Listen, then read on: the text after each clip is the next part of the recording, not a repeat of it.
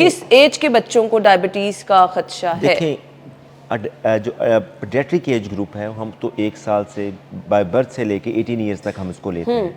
लेकिन जो आजकल बच्चों की जो रेंज है वो किसी भी एज के बच्चों को हो सकती है। अच्छा। बर्थ पे भी इवन बच्चों को होती है। एक दफ़ा हो गई है तो इसका इलाज सिर्फ बच्चों में, ख़ास करके टाइप 1 डायबिटीज़ में इंसुलिन लगाना ही है। इंसुलिन लगा, वो ताहयात लगती रही। टाइप 1 डायबिटीज बच्चों को होती है, इंसुलिन बनना बिल्कुल बंद हो जाती है, खतरनाक है? बिल्कुल, डेफिनेटली खतरनाक है, जानलेवा है? बिल्कुल। बच्चों में शुगर बढ़ती चली जा रही है? जी, डेफिनेटली बच्चों में शुगर बहुत तेज़ी से बढ़ती चली जा रही है। देखें, उसमें सबसे इम्पोर्टेंट चीज़ ये है कि बच्चों में और बड़ों में शुगर का डिफरेंस होता है। बड़ों में जब शुगर होती है तो उसके और साइंस एंड सिम्टम्स होते हैं और उसकी एटियोलॉजी, उसकी काज और होती है।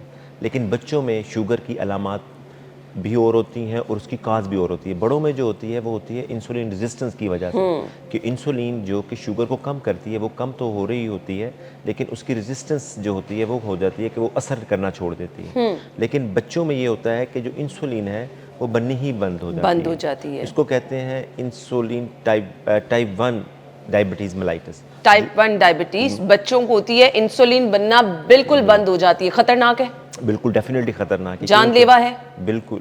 देखें, उसमें ये होता है कि इंसुलिन की वजह से जब शुगर आपके जिस्म के अंदर जज़ब नहीं होती तो उसकी वजह से शुगर लेवल हाई होना शुरू हो जाता है। जब शुगर लेवल हाई होना शुरू हो जाता है तो उसकी वजह से कई अलामात बच्चे में ज़ाहिर होना शुरू हो जाती हैं, जैसे कि प्यास का ज़्यादा लगना, ज़्यादा पेशाब करना और बच्चे को भूख ज़्यादा लगना, और इसके साथ साथ बच्चे का वेट लॉस बड़ी तेज़ी से हो रहा होता है। ओह, बच्चों में और बड़ों में थोड़ा सा डिफरेंस ये होता है कि बड़ों में अगर इंसुलिन रेजिस्टेंस हो तो वो थोड़ी देर में बाद में प्रेजेंट करते हैं, तो वो ज़्यादा सीरियस कॉम्प्लिकेशंस के साथ प्रेजेंट नहीं करते। लेकिन बच्चों में अगर ये टाइमली डायग्नोज ना हो और उनका पता ना चले बच्चों को और माँ बाप को कि ये क्या बीमारी है, हमारे बच्चों को क्या हो रहा है, तो बच्चे बड़ी सीवियर कंडीशन में, कोमा की कंडीशन में हमारे पास प्रेजेंट करते हैं। बच्चों में अगर शुगर कंट्रोल ना हो, माँ बाप को पता ना चले, तो बच्चे कोमा की सूरत में वो प्रेजेंट करते हैं। तब पता चलता है आपको जब आपका बच्चा होश खो बैठता है। इस वक्त से आपको बचना है। डॉक्टर साहब इलामात पे जरा रोशनी डाल दे ताकि पेरेंट्स जो है इस चीज़ का ख्याल करें। देखें, जैसे मैंने पहले बताया है, अगर बच्चे को प्यास यकदम ज़्यादा लगना शुरू हो जाए, पेशाब ज़्यादा करना शुरू कर दे, भूख ज़्यादा लगना शुरू हो जाए और उसके साथ बच्चे का वेट लॉस होना शुरू हो जाए, तो ये अलामात हैं इनिशियल, जिसमें बच्चे को आपने ज़रूर अपने डॉक्टर को जाके चेक करवाना है, क्योंकि ये इस अलामात के बिना पे वो फिर टेस्ट करा के देखेंगे। क्योंकि इनिशियली अगर शुगर लेवल हाई है तो उसमें बच्चों में हमें, क्योंकि इंसुलिन बन नहीं रही होती, फ़ौरन इंसुलिन देनी पड़ती है। तो जिसकी वजह से अगर इंसुलिन ना दें तो बच्चों में तेज़ाबियत होनी शुरू हो जाती है, जिसे हम कहते हैं डायबिटिक कीटोसिडोसिस। कीटोसिडोसिस ये है कि बच्चे की सांस की रफ्तार तेज़ होना शुरू हो जाती है, पानी ज़्यादा निकलने की वजह से डिहाइड्रेशन होना शुरू हो जाती है और उसकी वजह से अक्यूटली बच्चों के गुर्दों पे, जिगर पे, ब्रेन पे असर आना शुरू हो जाता है। अगर वो ज़्यादा देर तक परसिस्ट कर जाए और एमरजेंसी में आप ना लेके जा सकें तो बच्चे की जान को भी खतरा हो सकता है। यानी जितने मेन ऑर्गन हैं वो डैमेज होना शुरू हो जाते हैं, वो मुतासर होना शुरू हो जाते हैं। डेफिनेटली। देखिए, किस एज के बच्चों को डायबिटीज का खदशा है? देखें, जो पीडियाट्रिक एज ग्रुप है, हम तो 1 साल से बाय बर्थ से लेके 18 ईयर्स तक हम इसको लेते हैं। लेकिन जो आजकल बच्चों की जो रेंज है वो किसी भी एज के बच्चों को हो सकती है। अच्छा। बर्थ पे भी इवन बच्चों को होती है। अच्छा। लेकिन उसकी भी मॉनिटरिंग करके देखते हैं। बाज़ तो वो स्ट्रेस रिड्यूस होती है जो पैदाइश के बाद न्यूनेटल लाइफ में होती है। लेकिन बाद में जो बच्चों में होती है उसके बहुत सारे फैक्टर्स हैं, जेनेटिक फैक्टर्स हैं, एनवायरमेंटल फैक्टर्स हैं, और इसके अलावा आपकी डाइट रिलेटेड चीज़ें हैं और एक्सरसाइज है, जैसे कि एनवायरमेंटल फैक्टर्स में ये सारी चीज़ें आपको कोइंसाइड करके आपकी एग्रीवेट कर देती हैं सिम्टम्स। डॉक्टर साहब, बच्चों में, बड़ों में तो हमने ये सुना शुगर हो गई तो फिर वो ताहयात रहेगी, आपको अपना लाइफस्टाइल ऐसा मैनेज करना है कि जिसको आपने कंट्रोल में रखना है तो आप सही रहेंगे। बच्चों की शुगर भी यही है? डेफिनेटली। ये मैं मैसेज ज़रूर देना चाहूँगा कि कुछ बीमारियाँ ऐसी हैं, ठीक है, कि अगर वो एक दफ़ा हो जाएं बच्चों में और बड़ों में, उसके इलाज ताहयात रहता है, सारी ज़िंदगी देना पड़ता है। शुगर एक दफ़ा हो गई है तो इसका इलाज सिर्फ बच्चों में, ख़ास करके टाइप 1 डायबिटीज़ में इंसुलिन लगाना ही है। इंसुलिन लगा, वो ताहयात लगती रहेगी। ताहयात लगती डॉक्टर साहब, रहेगी। बच्चों में मेल लड़कियों में या लड़कों में टेंडेंसी किस में है ज़्यादा, या इक्वली चांसेस होते हैं? देखिए, ज़्यादातर लड़कों में भी होती है और अच्छा। लड़कियों में इक्वली है ऑलमोस्ट। ओके। ठीक है, लेकिन उसमें ये जो होता है कि ज़्यादातर दोनों इक्वली हो सकती है। इसमें कोई बाज़ औक़ात किसी ख़ास ग्रुप में किसी खास मुल्क में बच्चों में लड़कों में ज़्यादा है, किसी में लड़कियों में ज़्यादा, लेकिन आलमोस्ट जब रेशो देखी जाती है तो आलमोस्ट इक्वल ही है। एक सवाल बड़ा अहम है, मेरे ज़हन में आया। हमारे यहाँ ना हर चीज़ को सोशली वो किया जाता है। इस बच्चे को तो बचपन से शुगर थी, इसकी तो शादी नहीं होगी, ओहो इससे शादी ना करना, इसके बच्चों में ना हो जाए, इसकी बीवी को मसला ना हो जाए।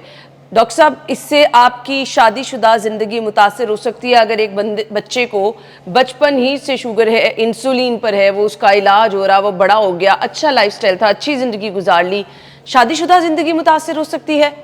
देखें, जब आप सही तरह मैनेज करेंगे, सही तरह कंट्रोल करेंगे तो शादी का कोई इशू नहीं है, शादीशुदा लाइफ का कोई इशू नहीं है। डॉक्टर साहब, ये हमारे यहाँ सोशली इन चीज़ों को देखा जाता है, गौर किया जाता है। डेफिनेटली खानदान में किसी ने बता दिया उसके बच्चे से तो कोई शादी नहीं करेगा। नहीं, ऐसा बिल्कुल नहीं होता। अगर कोई बंदा अपनी शुगर सही तरह कंट्रोल कर रहा है और उसको सही तरह मैनेज कर रहा है तो वो एक हेल्दी लाइफ गुजारेगा। बस मसला ये है कि अपनी शुगर को कंट्रोल करें। आजकल तो बहुत ज़्यादा मैनूवरिंग आ गई है, बहुत ज़्यादा चीज़ें आ गई हैं जिसमें आप बहुत अच्छा कंट्रोल कर सकते हैं। आप 27 डेज़ का, 3 मंथ्स का कंटिन्यूस BSR मॉनिटरिंग है, शुगर की मॉनिटरिंग की डिवाइसेस हैं जो कि आपकी शुगर नॉर्मल लेवल पे रखती हैं और आपको मैसेज देती हैं कि जी आपकी शुगर इस वक्त बढ़ गई है, आप इंसुलिन लगाएं। और इस तरह इंसुलिन पंप भी मौजूद हैं जो कि कंटिन्यूस आपकी डाइट के मुताबिक आपको इंसुलिन पुश करते रहते हैं बॉडी में।